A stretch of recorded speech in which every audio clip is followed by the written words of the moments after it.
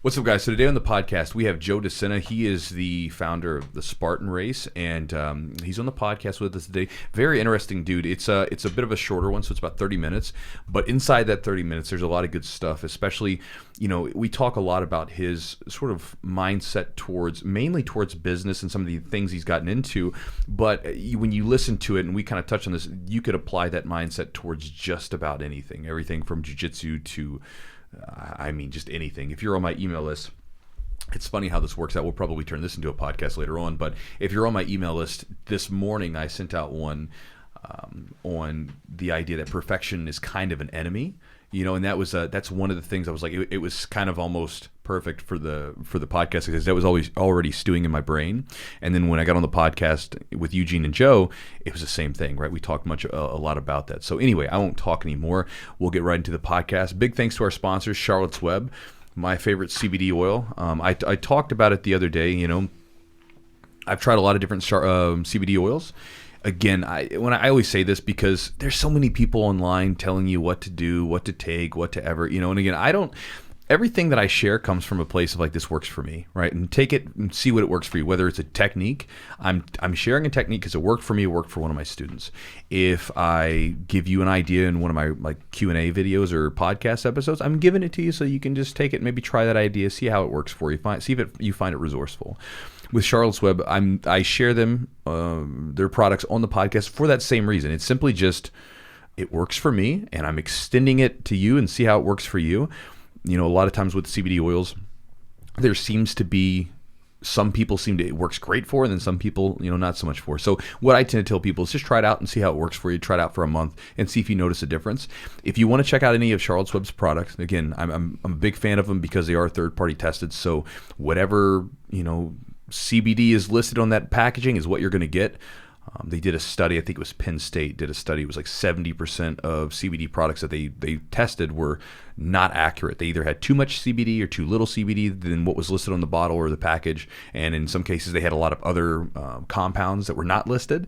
And so again, you don't want that. You want to get what you actually want in your body. And so again, you can check out their stuff at charlottesweb.com. You can use the promo code Chewjitsu if you want to save 15% on their order, and it supports the podcast. And again, if you've never used CBD oil before, try it out for a month. See if you notice a difference. If I could give you a recommendation of when to use it, I would encourage you to try it at nighttime. After you're done training, after you're done with the day and you're getting ready to wind down, take the CBD oil, like maybe an hour before sleep, get a book, lay in bed, dim the light, whatever you want to do, whatever your ritual is to get away from the TV, get away from your phones, and see how you wind down and see if you notice a difference. And so again, check it out. Also, big thanks to our sponsor, Epic Roll. That's Matt over at Epic Roll. He makes an assortment of gis and rash guards and all this kind of stuff. And I'm rocking out, not actually right now because I'm not John Donaher, but I've been rocking out his Urban Legend rash guard during training, and so that one's pretty hilarious. I like that one. I posted a picture with it the other day, and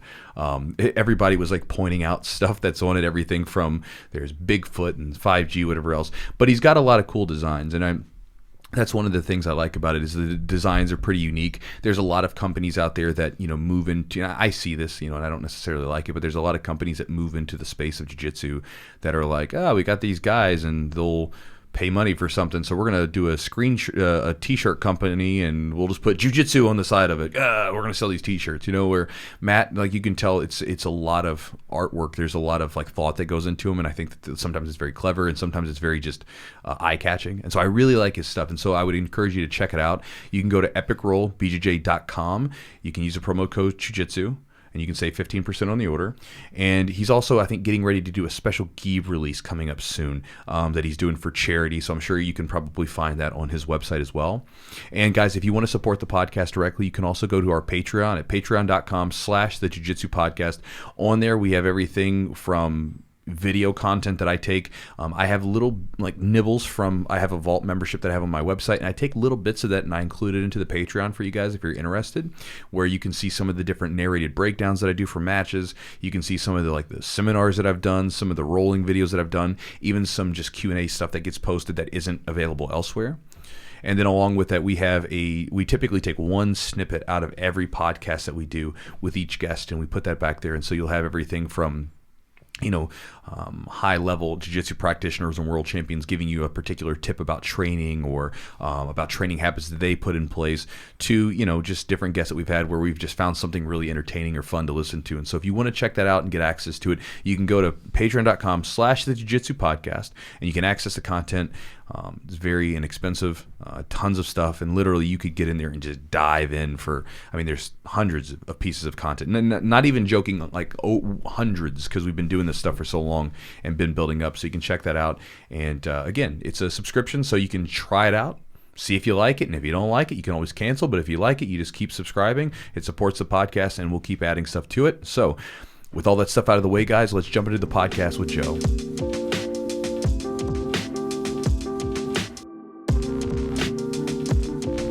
Were you involved in like wrestling or anything like that in the past?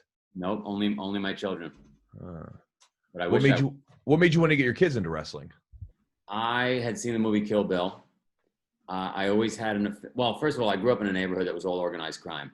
And as a young kid, you aspire to be the guy or the girl in that neighborhood where you grow up that has the nicer car, the $100 rolls, whatever the thing is that the kids are attracted to. And we were attracted to that respect, that money, that look and feel of what these mobsters had. So, but that required a toughness, right? If you were gonna be in that life, you got to learn as you grew up. That required a certain level of tough commitment, right? You had to go to jail. That was part of the deal. Yeah. So I guess I was always playing the tape in my head. Am I tough enough? Right? I did, I was always testing myself. And so I meet my wife, I have children, and I see the movie Kill Bill. And I'm looking at Uma Thurman carrying buckets of water up and down the mountain as she's being trained by a Kung Fu master. And I'm saying, man, I wish I grew up like that. That seems awesome. You know what? I'm going to see if my wife would let me hire a Kung Fu master to train our children every day, 7 days a week. Wouldn't it be cool to wake up and like have a master there, right? So I somehow convinced her, recruited a young master from China, and he came to live on the farm in Vermont. And so for, I don't know, 3 or 4 years straight, 7 days a week, no matter where we went, we had this Kung Fu master with us. And I felt like I was really helping the kids. I was helping taking them to a next level with a resilient mindset, confidence, just overall physical ability. But I didn't really know combat sports. Anyway, I'm bragging to a bunch of Wall Street guys one night about how cool I am because I got this Kung Fu master. And my friend says, oh man, he goes, I grew up next to 2 brothers who wrestled. And their dad was the football coach and the wrestling coach. And we all played football. And we tried wrestling one year and we said, no fucking way. It is way too hard. We're going to just stick with football. And that resonated, like, wow, wrestling's harder than football, right? I'm just a civilian when it comes to this. So I didn't know that. And he said, let me tell you a little story about a friend of mine who was the son of that coach who lived next door to us. And he had a brother. Every night after dinner, had to go down the basement for an hour and a half and wrestle in the dark blindfolded, because the father felt if he could wrestle in the dark blindfolded, he'd be amazing when he can see, right? He had to kind of figure out his way. And this went on for 10 years, to the point where the wife was going to divorce the husband. They were calling social services. Like it was stupid. It was as stupid as me having a Kung Fu master. And the kid, Jay Jackson, he becomes the coach at Stanford. Him and the brother go to the Olympic level of wrestling, but they don't medal. They don't get quite there. He becomes the coach at Stanford University. And while he's a coach, he introduces regular kids to his Stanford students to give them different competition on the mat, to change things up every week. One of those neighborhood kids says one day, hey, coach, I got nowhere to sleep tonight. I got locked out of my apartment. Could I sleep on the mat? Coach says, don't be ridiculous. Stay in my apartment. Didn't really know the kid. Put the kid on his couch. The coach and some buddies went out. They came back at like 1 a.m. Coach went to bed. 2 a.m, the door to his bedroom creaks open. The guy on the couch is about to commit a random act of violence. He's got a gun. Just crazy thing. Doesn't make any sense. Walks into but if Quentin Tarantino is listening, somebody should get the movie rights to this. Walks into the bedroom, holds him at gunpoint, gets him down to his boxer shorts, takes his shirt off, pillowcase over his head, duct tapes his head, zip ties his hands to the chair, zip ties his legs to the chair, and is going to kill him. Puts a revolver to his head. Coach says, can you shut the lights before you pull the trigger? Muffled through the pillowcase. For whatever reason, the perpetrator decides to shut the lights, and the coach goes to work. He trained in the dark in the basement for 10 years. And he somehow disarms him, somehow pins him on the ground while he's still half attached to the chair. Calls 911. The story sounds crazy, but it's an accurate. It does, yeah. Calls 911 from behind his back. Stanford police break the door down and find what looks like a scene from Pulp Fiction. There's blood. There's two people on the ground. Who's the bad guy? Who knows? Anyway, I immediately jump on a plane and fly out to California to meet this guy, because maybe I'm making a mistake. Maybe I need a wrestler rather than a kung fu master teaching my kids. So needless to say, Jay and I became friends immediately. And I was able to acquire a bunch of friends in the wrestling community that have since helped the kids. We were actually wrestling one morning. They're going to wrestle again tonight. So anything I do at 150 miles an hour. There's probably better ways to do things. I'm not the smartest guy in the world, but I'm just passionate about the sport. Yeah. Now, here's something I was curious about, because you said you grew up in a rough neighborhood, right, around gang violence and drugs and stuff like that. I would say, let's rephrase that. I would say rough in the sense that 4 of the 5 family bosses lived there, but not rough in the sense that if you walked outside, you might get shot. It was a very, very clean neighborhood because those guys lived there. Okay. So how did you go from, and I guess, again, this is probably a long story, but maybe kind of give us a little bit of a snippet of it. How did you go from living in that kind of environment to ending up in a farm in Vermont, obviously doing all right for yourself because you're able to fly around and bring people out? How did that whole thing come about? So back up, and my mom in the 70s says, this is a crazy lifestyle. I don't want my children to grow up like this. Walks into a health food store, probably the only health food store in the entire East Coast, in the early 70s, meets a yogi, like a 85-year-old yogi who had just come into Kennedy Airport from India. Okay. He's in the health food store, and he proceeds to convince her that her life is all wrong. She's got to become vegan. She's got to start meditating. She's got to teach yoga, the whole thing. She comes home. She throws out the cannolis, the raviolis. I'm not bullshit, like literally overnight. Sausage and peppers no more. We're not eating meat. And she turned into a bohemian crazy person. Like none of us wanted to be associated with her because this was insane. Thoughts lead to action. All the stuff that every biohacker, every new age podcast that's talking about today, my mom was into in early 70s. All right. Way before Wim Hof, anybody. and it was embarrassing. It was embarrassing because here I am wanting to be a tough guy, and there's monks in my living room. Doesn't make sense. Especially back then. No, especially back then. Yeah. So she decides to get divorced from my dad, obvious reasons. Packs us up and moves my sister and I to Ithaca, New York, which is supposed to be a more forgiving place and open-minded, more hippies, academic, cerebral. Mm-hmm. So we moved to Ithaca. I'm about 13 years old at the time. I go back and forth and see my dad and really aspire to do bad things and be in that neighborhood. My neighbor, my father's neighbor, is the head of the Banana organized crime family. So while I'm doing the trips back and forth, the guy sees how crazy my family is and all that. And he says, hey, why don't you come over and clean my pool? I'll pay you $35 a week. I go clean his pool. He teaches me some business lessons and starts to help me build a business at, sub 13 years old. Eventually, it becomes a big business. I've got everybody that's connected to the mob in any way as my customer because they all trust me. I go from Brooklyn pretty much to Montauk. I mean, I cover like 200 miles. Cleaning pools? I didn't hear you. Cleaning pools? Yeah, I cleaned pools, and then I eventually started building pools. Then I started doing patios and cement work, and then we built houses as well. It grew into a big business. Anyway, I have no intention of going to school. I don't want to go to school, but I live in Ithaca.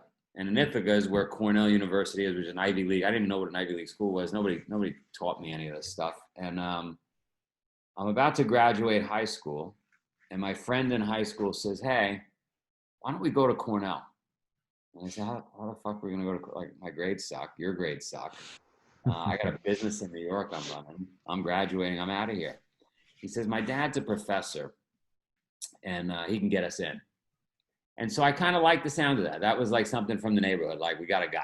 We got a guy at Cornell. You got the hookup. We got the hookup. He's going to get us in. So anyway, we both go in. I get a suit on. I'm proud to tell my mom and dad I'm going on an interview at Cornell. And neither of us get in, right? Our grades aren't good enough, as we suspected. Our SAT scores weren't good. And so I'm convinced more than ever now I'm going back to run my business. And I want to go on the trajectory that I had always mapped out for myself. And my friend says, hold on, not so fast. He said, I spoke to my dad. We could go first semester back in September. We can go take 3 classes extramurally, like outside the system. They allow that. None of those credits would count towards anything, but we could prove that we are good students, and then we could reapply. And so I said, oh, that sounds interesting. I said, but we're going to be short credits. If we only do 3 classes and everybody else in the incoming class is doing 5 classes, we're going to be short 6 credits. I said, you know what I'll do? I'll go to St. John's in Queens while I'm running my business, and I'll learn how to study. I'll get tuned up before we get into it, which made sense, right? Mm-hmm.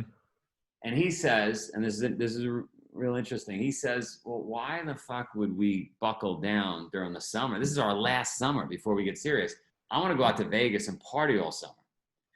So that like we just were not aligned, right? That was my first understanding of this idea of like the marshmallow test, right? Not taking the thing in front of you, being able to delay gratification. So for me, I wanted to start putting in the work.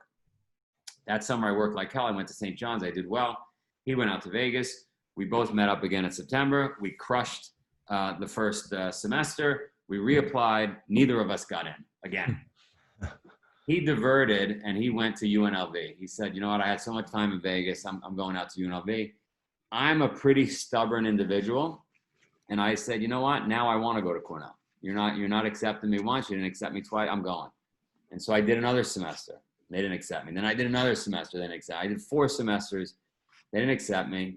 They finally broke me. And I was ready to pack it in. And my mom said, before you leave Ithaca, before you go back to Queens, because she didn't want to lose her son, she said, go meet this woman, Professor Anita Racine. This woman, I teach yoga to her. I would have never asked my mom for the hookup, right? She never had like connections like that. Go see this woman, Anita Racine, grab lunch with her, see if she could help you. So I said, out of respect for my mom, I'll go meet this woman. But nothing's going to come out of it. Sit down with her. She says, oh, Joe, I'm looking at your records. Your grades are pretty good. She says, I see you got a business, and also you on the side, you sell t-shirts. Do you like textiles? And I didn't even know what a textile was. I had never really heard that term before. And she goes, because I have a textile department that I run at Cornell where we have 90 women in the department, no men. And we're trying to create a little diversity. And I was like, I love textiles. I want it. I was, but I love women. And so needless to say, we went back and forth and I got accepted into that program, probably less because of my qualifications and more because they needed a couple of men that would study textiles for a degree at Cornell. But from there, I'm about to graduate. Finally, I get through the whole thing. I'm about to graduate. I meet an Italian guy in Ithaca, New York, who I'm still friends with, who I will see Friday, who took a liking to me. He was a father of somebody I knew, and he had judged a entrepreneurship class. Anyway, he said, what are you doing when you graduate? And I said, well, I'm going back to the neighborhood. He said, you're an idiot. You got to go to Wall Street. And I didn't really know what Wall Street was. I had this business. All my customers were wise guys. I felt pretty good about it. And he just kept nudging me and pushing me for years. Even after I left Cornell, he would call me, you got to go to Wall Street. You got to go to Wall Street. You have a hustle inside of you that I see. You would do very well on Wall Street. Eventually, he convinced me. He had given me a stock tip and it worked. And I was like, I'm going to Wall Street. So I went to Wall Street. I sold my business to my employees and had a great run on Wall Street, knock on wood. I don't even know how I figured that out. And ultimately, I built a business on Wall Street. I sold it and met my wife, bought a farm in Vermont because Ithaca really made an impression on me. I really liked red barns and fields and mountains. As a kid, even though I kicked and screamed and I didn't want to be there, I kind of liked it, I guess. And I chose Vermont. I don't know why. but it's kind of cool. It's quiet. And my wife and I had 4 children, bought some goats and chickens and pigs and cows, and that's how it all happened. Where did that hustle come from? Do you think it's maybe from, I mean, it's kind of like you just dive in first thing and then kind of figure it out later. Now that seems like it's worked out pretty well, but it can have some disadvantages to it. Where do you feel like that technique or that style of doing things came to play, and how's it been beneficial? You know, I think about these things a lot now because we have children, and how do I instill that? How do we instill that hustle in them, and make sure that they don't get paralyzed and overanalyze things? And I think what happened to me was I think they were getting divorced. It was very messy. It was a time in New York. It was a time everywhere in the world where kids didn't play video games all day. We were always wanting to be outside because you were bored. If you were bored, you went outside. When you go outside, you're with 5, 10 friends. You're not as fast as the guy next to you. You're not as smart as that guy or girl. And you're negotiating all day, every day outside with friends, whether it's wiffle ball, football, stealing something, like whatever, right? Like it's just one big, like you're playing games all day that are teaching you the way of the world. And it doesn't really exist anymore. I see it with my kids. If they're not wrestling, which is very structured on the mat, right now they're playing video games, right? Because I'm on the, like, and it's really annoying. Like, what the fuck are they learning playing a video game? I mean, maybe, I don't know what the fuck they're learning, but so I think there was some of that. I think the pool business gave me confidence that I could just FFIO fucking figure it out, right? Because I didn't know anything about cleaning a pool. He invited me over on a Saturday. I got there. I screwed some things up, but I eventually figured it out. And I think I gained confidence around this idea that it's better to be moving and doing and figuring it out later than sitting around and analyzing and never doing it. And I agree with you. There's some disadvantages to it, but for me, like, I just want to always be moving. I want to gain momentum. I will figure out margin later. I'll figure out the business we're in. Just let me get going. And then the third piece I would say is in Queens, the folks that weren't doing bad things, they were typically first, second, third generation business owners of like a pizza place or a brickyard where they sold bricks, or a masonry business, a steel business. And what was interesting about those businesses were they were 24/7. They never took a break. And we saw that as kids. We always saw that mechanic. Didn't matter, like 5 a.m., right? Those trucks were rolling, the bagels were being buttered, the coffee was being like, and so either guys were doing bad stuff and they were hustling, or people that were doing good stuff and on bid, they were hustling.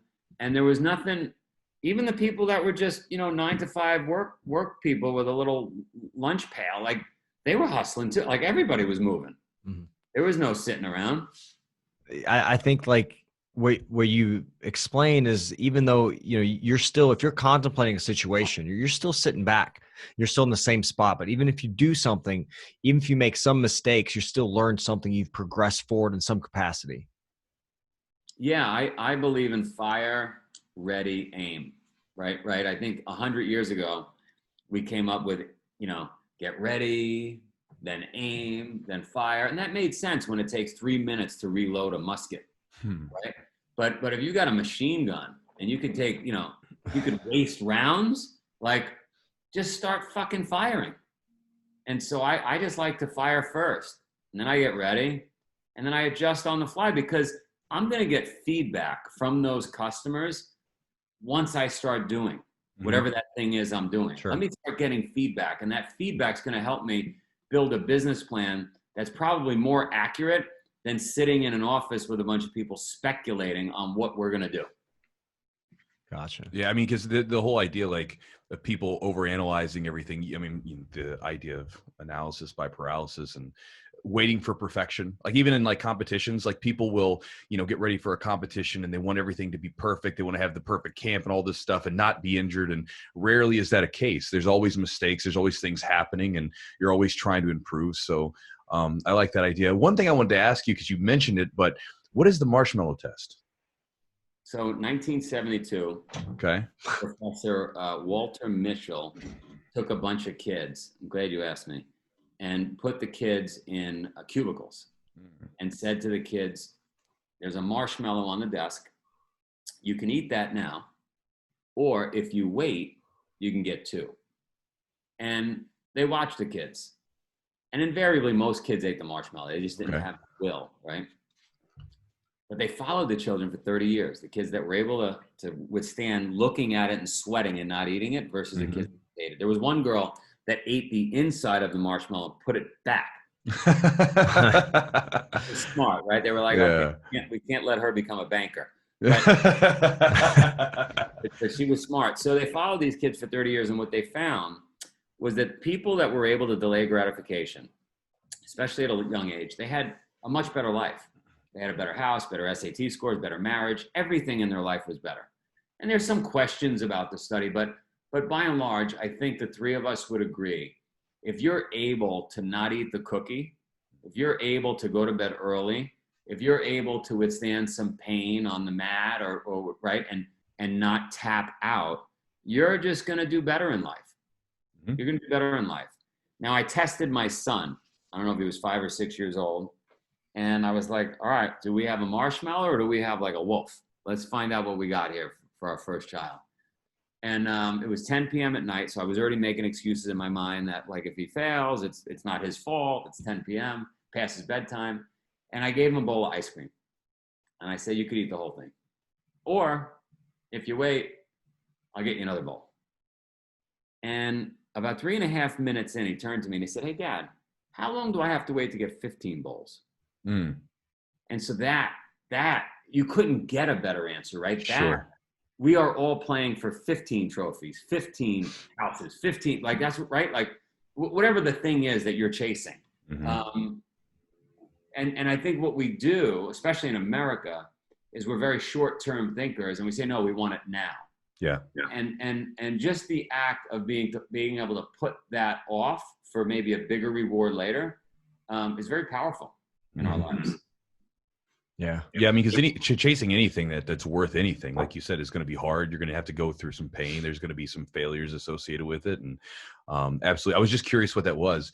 Now, tell me about like the Spartan thing that you're getting into. Like, so how did this whole thing come about? Spartan, you mean the company? Yeah, the company. The company. So Mom introduces me to a run in Queens, New York called the Transcendence Run. 3,100 miles, still exists today, around a 1-mile loop. And her yogi had introduced it to her, and the idea was, could you escape reality in your mind and just go much further than you think you can? Can you run around a 1-mile loop 3,100 times over a 50, 60-day period? Oh my gosh. Could you meditate for 30 days? Could you fast? Could you not eat for 30 days? Water fast only, right? Those are the kind of things she was into and her guru was into. So anyway, I got introduced at a very early age to like ridiculous challenges. And then I saw people go away for 25, 30, 40 years in jail, right? So if you're a young person and you're getting this information in your brain, think about the way you're shaping the world in your mind. It's like we as humans could do, you can go in jail for 30 years and come out like nothing happened and take over an organized crime family. It's pretty impressive. Like, right? Like you could run around a 1-mile loop 3,100 times. So anyway, I got that in the back of my mind. My mom's pushing health and wellness. I build this Wall Street firm, but I'm feeling like shit. I'm sitting on a desk every day. We're making money and I'm feeling terrible. And my cousin calls me and says, hey, you got to try hot yoga. And I was like, oh, more yoga conversation. Come on. Especially from your childhood, right? Yeah, my mothers are both crazy. It was mid-90s. And I went and did it.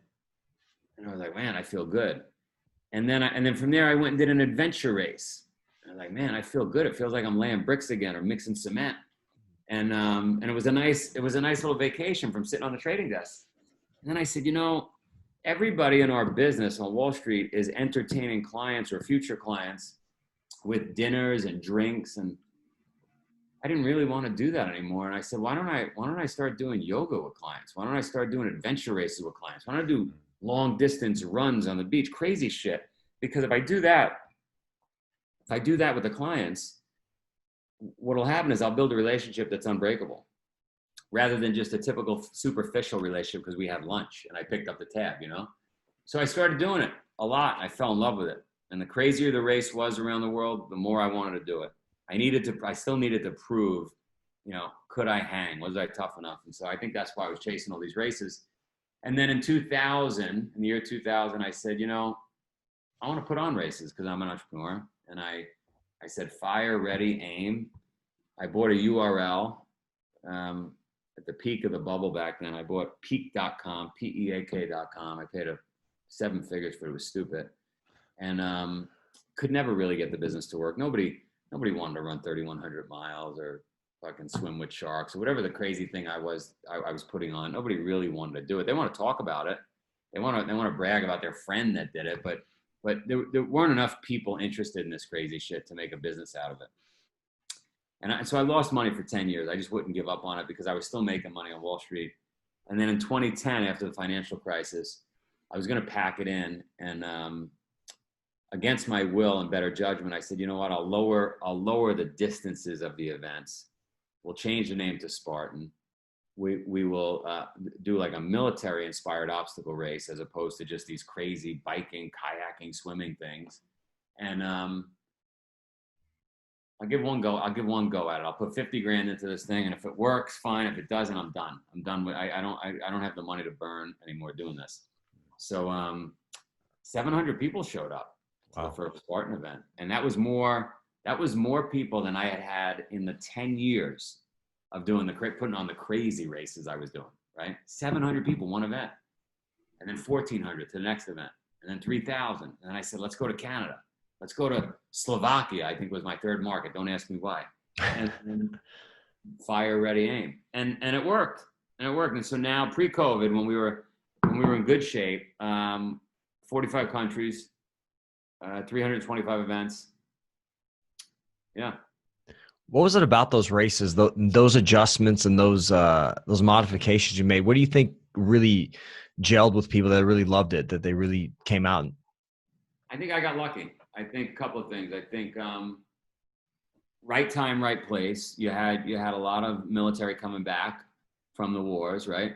You had CrossFit exploding. You had Facebook exploding so they could see photos doing this. The distance was a lot shorter. So rather than being out there for 12 days doing one of my events, you were out there for, I don't know, you could be done in an hour and a half, 2 hours. Military inspired, so that kind of felt cool. Greatest name in the world, Spartan. Who doesn't want to be a Spartan? So I think it was just a lot of luck. Just a lot of luck, right place, right time. And then go ahead. I wanted to treat it as a sport. I wanted to make it legit. So I didn't want it to be, silly. Yeah. So bringing that all around, starting with a pool business, Wall Street, then Spartan. Now we have Spartan Combat. How does that all tie in together? What's the drive for Spartan Combat now, and building that? And what's your goal and what's your vision for that aspect of your business? Well, I mean, I love the name. We as a family, we bought some land in Sparta because we go to Sparta every year. We put on a championship race there. That is the land, 2,500 years ago of combat. Of all combatants. And, prior to us launching Spartan the Race in 2010, the brand name Spartan was actually a combat brand for years. It never really flourished. But I just thought, let's go back to the roots. My kids are in wrestling. I've got a connection to Cornell and Cornell wrestling. And I don't know, I'm just so impressed with the resilience and the grit that it takes to be in combat sports. That I don't know. I'm firing. I'll get ready and aim later. Right? We're having some fun, and I just want to support the sport. Question I wanted to ask you is because there's so many people that they want to start a business, they want to do like a race. I've known plenty of people that were talking about Spartan races and stuff and doing one they never did. Tons of people have wanted to do jiu-jitsu or fighting, but they never do. And with you've ran like multiple businesses that really don't even have much connected to them. They're very different. And you've done a bunch of different things in your life. Do you think that maybe one of your most useful, effective, whatever you want to consider it, traits or qualities that you have is your ability to just kind of throw caution to the wind and say, I'm just going to figure this thing out on the way, and pretty much everything is figure outable, so we can figure it out once we get the feedback? Yeah, I mean, as you describe it like that, yeah, I think I definitely don't. I'm definitely not special. I didn't get into Cornell. I mean, you go down the list of things I told you. I'm not special in any way. But if I had to say, I do have some magic power, and that is ability to throw caution in the wind and just go. And it's funny because a while back I got to meet a bunch of Olympians, wrestling Olympians for Team USA, and I had put on a race for a friend of mine. And these Olympians were at that event, and they were in last place. That doesn't say anything about their physical prowess or anything. It was kayaking, bike. It was all stuff they're not used to, right? These guys are used to being on the mat and wrestling. And there was about 100-yard section where you had to get waist deep in the weeds, and it was muddy and wet, and then pull your kayak through all that and get it in the water, and then somehow get in the kayak, right? You're full of mud. You're in the And all the teams had gone through, and I had 3 or 4 of these Olympians. I did not know who they were. They were just regular participants in my mind. Anyway, if they fell too far behind, it caused me a headache as the race director, because then the teams are spread out all over the place. So I quickly jumped in the mud, dragged their kayak 100 yards, got them in the boat, and pushed them off. Later at the finish line, when everybody came together, the captain of that team came over to me and said, "How'd you know how to do that?" And I said, "How do I know how to do what?" "How'd you know how to just go? Like grab the boat and what are you talking about? What else would you do?" Like I didn't understand. So when they ended up coming up to my farm in Vermont, and I ended up doing, I don't know if you know the name JD Bergman or Tavel or any of these guys. They were big wrestlers on the team. Okay. And they spent 72 hours with me, and they were sent there specifically because what they saw was that throw caution in the wind and just fucking go. And look, I don't know if I could do that if I was facing a Chewy on the other side of me on the mat. I don't know if I would have that same just go attitude. But I think if I have any magic power, I think you're right. I think that's what it is. That's awesome. Yeah, because I think you've, like you said, you just throw it out there and see what sticks, so to speak, and something will eventually. And then that something could be your thing, and that could lead you to, a successful path. Yeah, it's exactly right. That's the best way to say it is, and I saw just too many people throughout my life that would do nothing waiting for the thing. Yeah. And my thing is, it's not going to hit your couch with a lightning bolt. That's not happening. Yeah. You have to be out there, like Ben Franklin with a kite and a key to get the lightning. Mm-hmm. That's awesome. Well, like they say, you make your own luck, right? So yeah. That's a great point. So Joe, thank you for being on with us today. If people want to get in touch with you, find out about what you're doing, find out more about Spartan Combat, what do you have going on? And then where can they reach you? Just send me an email. Keep it short. 1 or 2 sentences, joe@spartan.com. You could go at Real Joe DeSena, Instagram, and then we've got a podcast and Spartan.com, whatever. You'll find me. Thank you for your time, man. Chewy, I love the name. Yeah, by the way, that name gets said 500 times a day around my house. So it was really funny. That's awesome that you get the name. How did, by the way, I know you got to run, but how did they get that name? How did the person you're talking about? So they are a family of 5 brothers. The father makes me look like Mickey Mouse. He's as big as your Chewy, and ripped at like 50 years old. And his 5 boys have all been wrestling and doing combat sports. The last one's name is Chewy. And I only recently found out after 2.5 years that his name was Matthew, but when he was a kid, he would say Matt Chew. So they nicknamed him Chewy. Okay. That's funny, man. That's awesome. Chew, it spaz out on the mats, if you can imagine. Isn't that it? You'd spaz out on the mats when you're a white belt? Basically, I got my name because the guy called me a big dumb Wookiee in lieu of big dumb ass for, being like reckless and wild and stuff like that. Nice. Yeah. So thanks for being on the podcast, brother. Thank you. Thanks for having me. All right, guys. So hope you enjoyed the podcast with Joe. And again, one of the things, it's so funny because I was just talking about this in my email. Like I said in the beginning of it, I was just talking about this in my email list that I send out typically Monday through Friday, sometimes Saturday. If you guys want to get on the email list, by the way, go to my website at jiu-jitsu.net. But I was talking about this very thing, like, just doing something. Just get out there and do it. I think I ended the email with, because we chase perfection, right? We all chase perfection because you have to. You got to chase something, but at the same time, it never really quite happens. It's why on all of my gear in jiu-jitsu, I put the little Enzo symbol with the broken thing, because it's, again, you're chasing perfection, understanding it's not going to come, but that chase only begins once you begin, right? And again, I think that's just a great idea from Joe. Get out there and just do it. Instead of aiming everything, just jump into it and figure it out on the way. It's like with eagles, right? Eagles, they drop the baby eagle.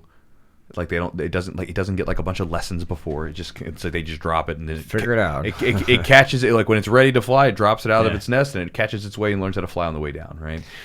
So yeah, and he talked about being like, honestly, what I picked up from his ready, fire, aim is like, at least you're moving somewhere, you're moving forward, whether or not it may not be the pace you want, but you're at least making progress, because even by the mistakes you make, you're going to have some information, some feedback there. It's going to help direct your path into, the way you want to go. Yeah. One of my mentors said the same thing to me, actually, like last year. He was like, whatever you're doing, just keep moving. He's like, you're gonna make mistakes. And he started telling me some of his mistakes, right? And he was like, I bet you look at me and you think I did this stuff and I've always been successful. He's like, and he was telling me about like when he thought he was going to get into this other business and it just didn't pan out and made a mistake. But he was like, just as long as you're moving, you're going somewhere. Yeah, it's progress. And they said even though like some people quit things because their progress is slow, like we were talking about, filming videos just now off the podcast, we were just chatting about that. And like, even though it may not be going the way you want, or if you're making, you're still making progress. You're still getting a little bit better each time. You're learning things each time. Got to do the work. Yeah. So again, hope you guys enjoyed it. Again, thanks to our sponsors, Charlotte's Web. If you want to get some of their stuff, check out charlottesweb.com. Promo code is jiu-jitsu, 15% off.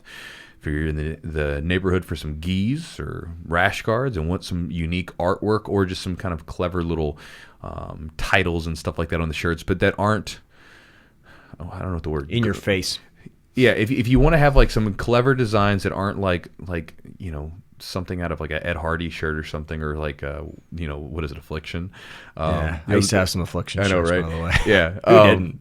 Yeah, I didn't. You didn't? No. Oh, you're like the minority. I always looked at him and I was like, what is with all the skulls and the weird gothic looking stuff? And I was like, I'm good. But hey, Eugene, to each his own. That's right. I learned my lesson. Right? I don't I don't have them anymore. But if you guys want to check out any of his stuff, epicrollbjj.com, promo code is jiu-jitsu. And again, if you'd like to jump on the Patreon and get access to some of the video content that we produce, from the narrated breakdowns to the seminars that we have posted there, as well as the extra content that we've done with the guests, lots of different, everything from training habits and ideas from high-level jiu-jitsu practitioners to just, again, some entertaining content that you won't hear anywhere else from some of these people. If you want to check that out, go to patreon.com/the Jiu-Jitsu Podcast.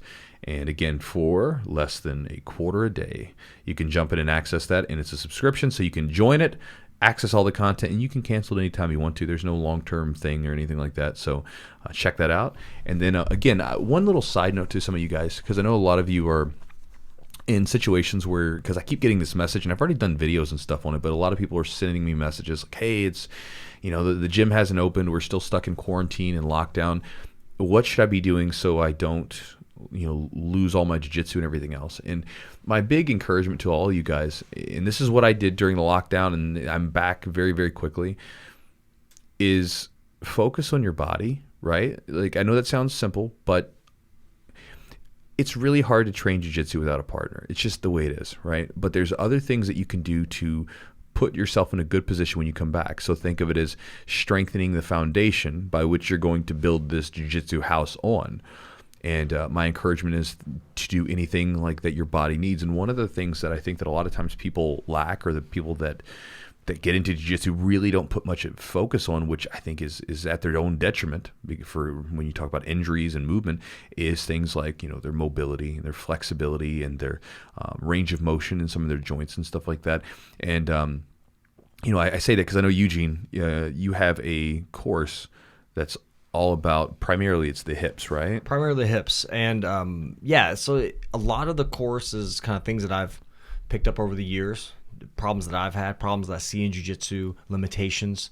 Yes. So when someone goes through that, because again, I use so if you guys didn't know, Eugene's been working on me for years. Like, every time I get an injury, he helps me correct it, and I still use some of the movements to this day. You know, so I know what they're going to get. But for people there that listening, like what do you get out of doing this kind of stuff? Like what's training going to be like if you've done these different stretches and movements that you're talking about? Well, I think it's longevity. I mean, what you're getting is, you know, you're getting like resiliency. You're getting ability to fight off injuries. You're getting an ability to be on the mats longer, train longer. It's just something that I think is important, you know, because we all want to train for as long as possible. The goal is to continue to train and be healthy as we can be, and perform optimally for as long as we can. But one thing that I'll tell you, you know, the course is great. It's called Grappling RX. It's Optimized Hips, but I have a video that might be a really helpful thing. It's called Full Body Cars, Controlled Articular Rotation. It's on my YouTube channel. It's on YouTube, okay. And it's very easy because it's basically joint circles. I'll take you through a full body joint circle routine. And the important thing about that, it's healthy for your joints, but the important thing about that is it can actually help you assess your body. You can actually go through the circles and find where you're limited, and that can give you an idea on what to work on. You can kind of dive in further, whether it's my course or other videos. That's something that I think is beneficial. So that's a video, and I'll link it, but that's a video that could be helpful. But doing those things, you're trying to build resiliency, longevity. Yeah. Essentially, we want to compete and perform at our highest level for as long as possible. Yeah, and one of the things, just sort of from my experience, guys, another thing that you'll experience is, because I played around with this stuff during the lockdown, because again, you know, I don't know about you guys, when I was in the lockdown, I spent a lot more time like stretching and doing all this mobility stuff that I really neglected. You know, I still do some of it, but I still neglect it sometimes. One of the things that was kind of cool is like, I had a lot more I had the more dexterity in certain parts of my body to where I could use it when I was rolling. So I'm not really a super flexible guy, but I've noticed when I've been coming back, my guard retention's been way better because my legs and hips have way more dexterity in them, right? I'm a little bit more flexible, and I can put my feet and legs into positions I couldn't before. And I noticed even with the way that the leg tightness that I have, when I'm training, I can get into positions a little bit better because my legs aren't as tight. My knees are not hurting because of muscle imbalances and things like that. So again, I encourage you to check it out if, especially if you're one of those people that kind of struggles with like some tight hips, low back issues, any of that kind of stuff, because the hips, they lead to all that stuff, everything from your knees to your low back to everything. So again, check it out at, what is it? Grappling RX? Grappling RX, and it's called Optimize Hips. And then if you kind of want like a nibble, you can go to YouTube and check out his, what is that, Cars? Yeah, it's Full Body Cars. Yeah. CARS. And it's just a great way just to, it's a daily movement sequence you can do. You can do a couple times a day. It's a good way to warm up. It's something I incorporate in warm-ups when I'm running classes, and a lot of positive feedback with doing these joint circles, and a lot of good research behind it too, as far as like keeping blood flow and keeping the joints healthy. So that's it. Awesome. So, guys, hope you enjoyed the podcast, and we will talk to you next week.